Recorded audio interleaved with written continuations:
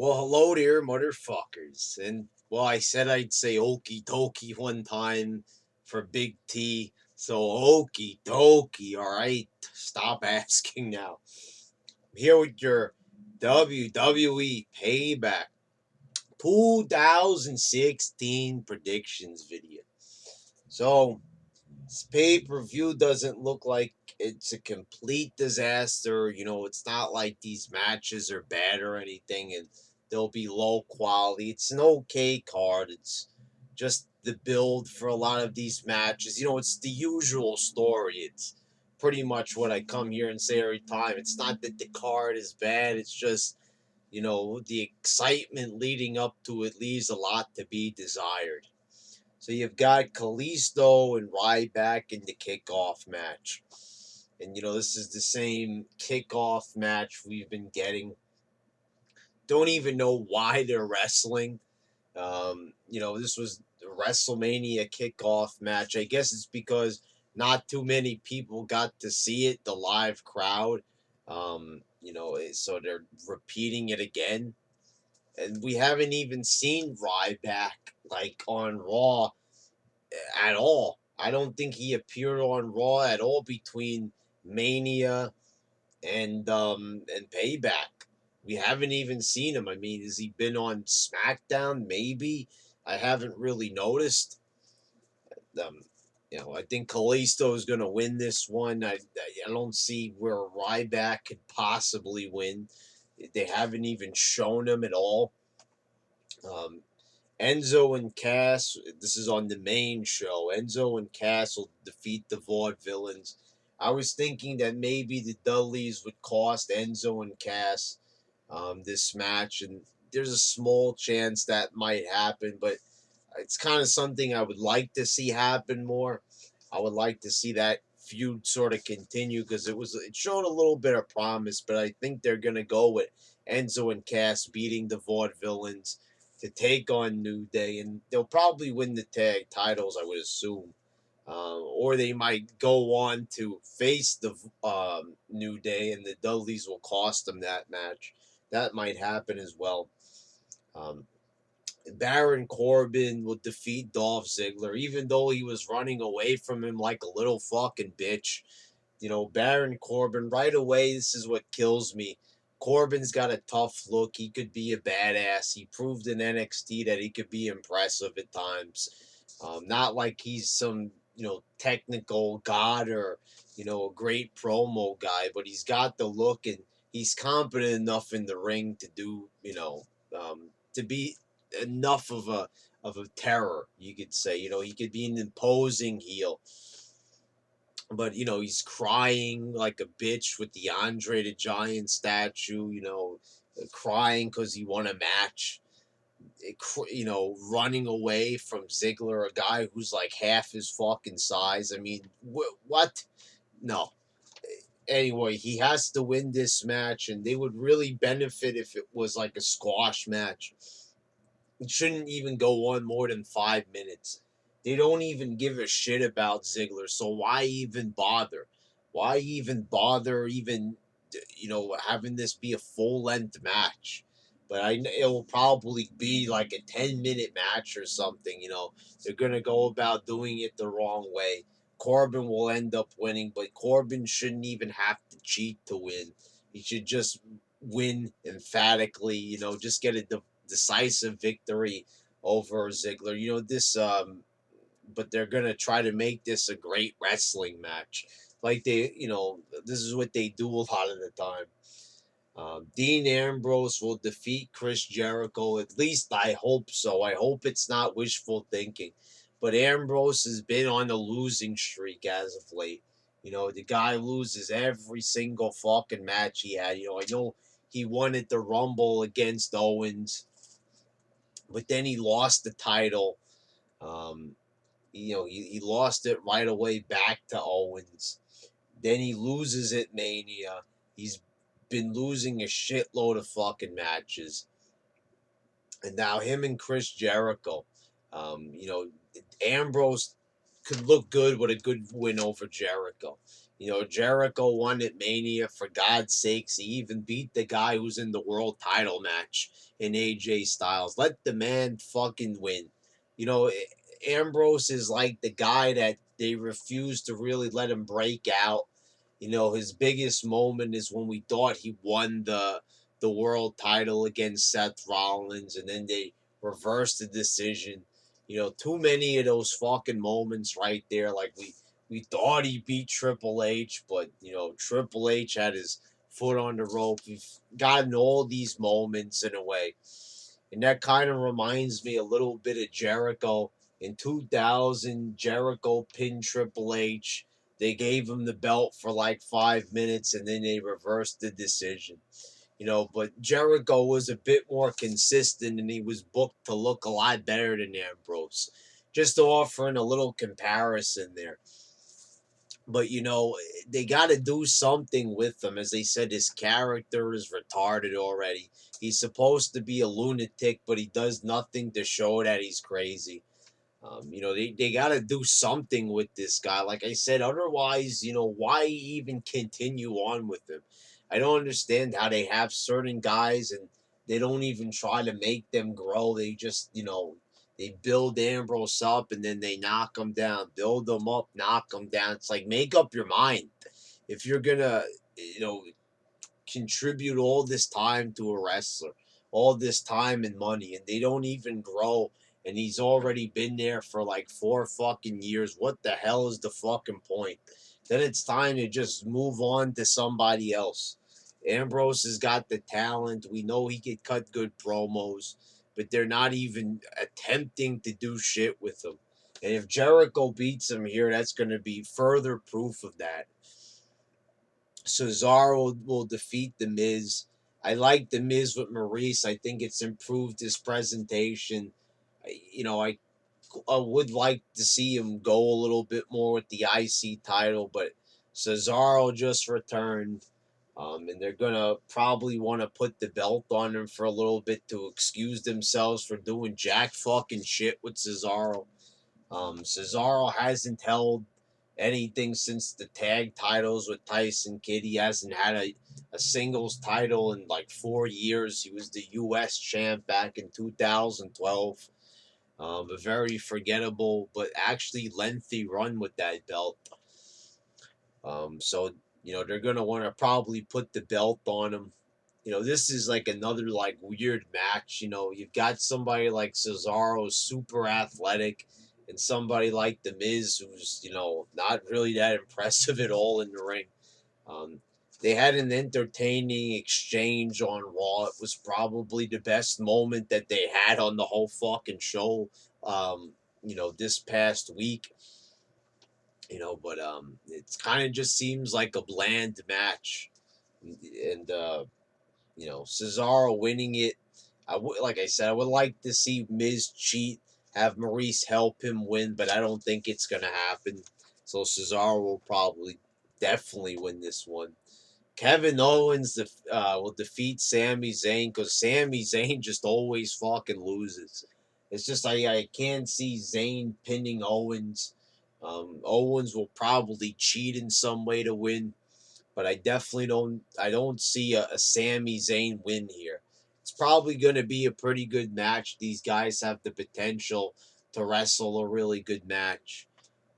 They haven't really given them the opportunity. Zayn wrestled Owens in NXT, but the thing with that match was he was like injured at the time, and they had to be all one sided. I think that they've got the opportunity to finally let this feud flesh out and they could have a really good match. But Owens will definitely win. Charlotte will defeat Natalia. Pretty fucking obvious here. Bret Hart is going to be in Natalia's corner. He says that he doesn't even want to be there. You know, they could do something interesting, like have Bret Hart put Ric Flair in the sharpshooter. He did tease that, but somehow I don't think that they're going to want to risk doing anything with either of these guys. You know, Bret Hart is sick. He has cancer. Ric Flair, you know, this guy could have a heart attack at any fucking minute. I don't know if they're going to risk it.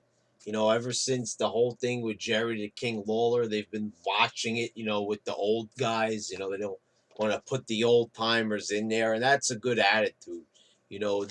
Putting these old timers in there, it would be interesting. It would add something to it, but we're probably not going to see that. Maybe if we're lucky, Bret Hart might punch Ric Flair, or something light.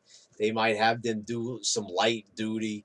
But who knows? Who knows? Maybe Bret Hart will be dedicated enough to put Flair in the sharpshooter. But the thing is, hearing Bret Hart say that, he doesn't have any interest in being there, he might just stand there like a fucking cardboard cutout for all we know. Why even get Bret Hart there? We could just get like one of them old school wrestling stand up cardboard cutouts and put that there instead of fucking Bret Hart if he doesn't want to be there. Pretty predictable result. We all know that Charlotte is probably going to move on to Sasha Banks, who is pretty much invisible at this point. It's kind of funny how Charlotte is wrestling Becky and Sasha Banks, and then both of the girls just disappear after WrestleMania. We saw them in the little ceremony after the Raw after Mania, and then they just fucking disappeared like they didn't even exist anymore. They're gonna probably restart that feud um, after this match, but for some reason they just had to have Natalia and Charlotte for like the 30th time. I don't know why this match needs to happen. What I'm looking forward to is seeing Bret Hart. I could care less about the actual match itself. There's going to be a little segment. Vince McMahon will be on the pay per view, and he's going to decide if the Authority or Shane McMahon will run Raw. I'm pretty sure they're going to stick with Shane because that's what social media wants. The guy loses at Mania in epic fashion to The Undertaker in a great match that people still give me shit about for rating 5 stars. You know, the match didn't mean shit at the end of the day because Shane was allowed to fucking run Raw, even though he lost. And if he lost, it meant that he had to go away, but he stays because that is the logic they have nowadays. They couldn't even commit to having Shane losing. They wanted to, have Shane run Raw, but they couldn't even figure out a way how to have him beat Taker or somehow write it into the storyline. It was just McMahon going, just run it, lazy fucking writing, lazy fucking booking, illogical, the amount of illogical material we see nowadays is just, countless. But I harp on this one because it's just a glaring example. It's a major storyline, a major match. This is the match that they built Mania around. I mean, it still didn't go on last, but they spent so much time leading up to it, and then they just didn't even follow it. It literally was like the match didn't happen. Um, but I'm sure McMahon is probably going to pick Shane. The Authority being there, that's run its course. That could have been an interesting storyline, with the Authority, but that shit's been going on for 3 years already, and we're fucking sick and tired of seeing it already. That shit has gotten old.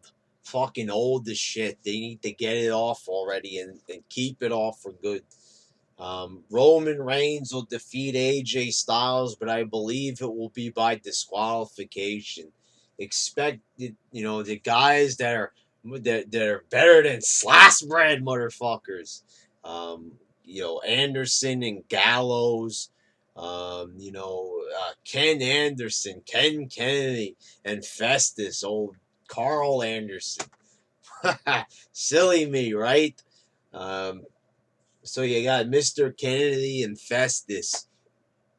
They're gonna have Finn Balor will probably come out, and he's going to assist AJ, and the Bullet Club is gonna have a party in the middle of the ring, and all of the fanboys will be having a fangasm.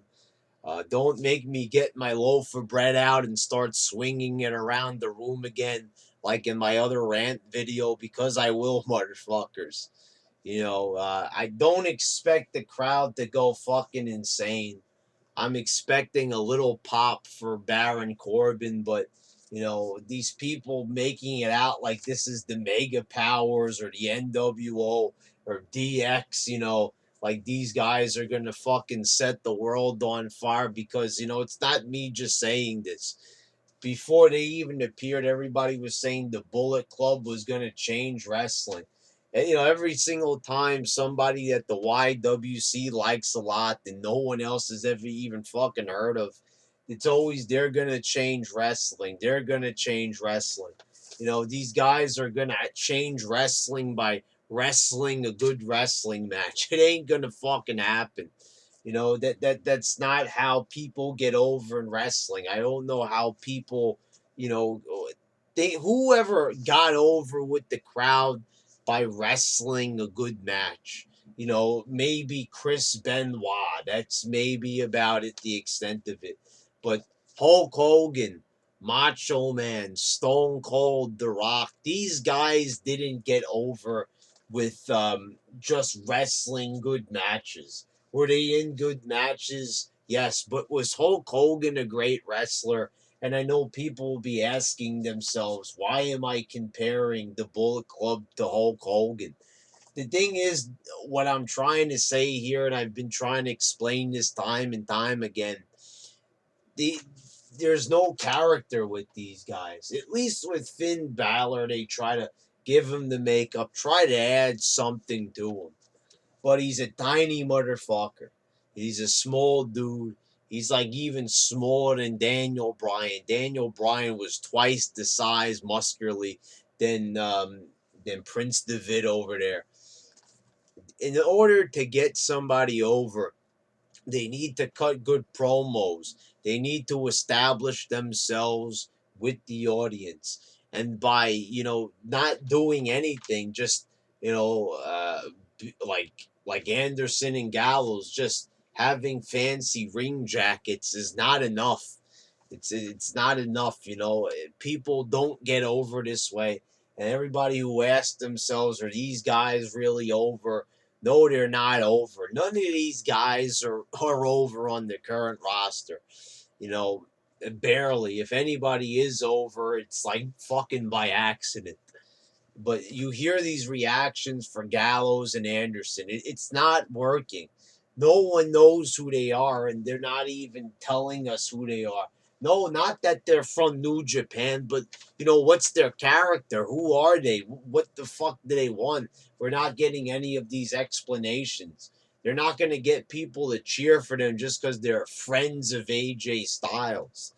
AJ gets the cheers that he does, a moderate number of cheers because the guy's a big name. That was because he was the biggest star in TNA. And anybody that happened to flip the channel at any point in their lives to that sad sack of shit called TNA, they probably saw AJ a couple of times. So they're responding to the name and face recognition. But other than that, that's about it, motherfuckers. This shit with the Bullet Club, we need to come to our fucking senses already. This ain't gonna be the NWO. This ain't gonna be DX. This ain't gonna be the Four Horsemen. Not even close. Not a chance. All right, motherfuckers. Could be a decent show. Might generate some interest. Or it might just be the same old boring shit we get every month. All right.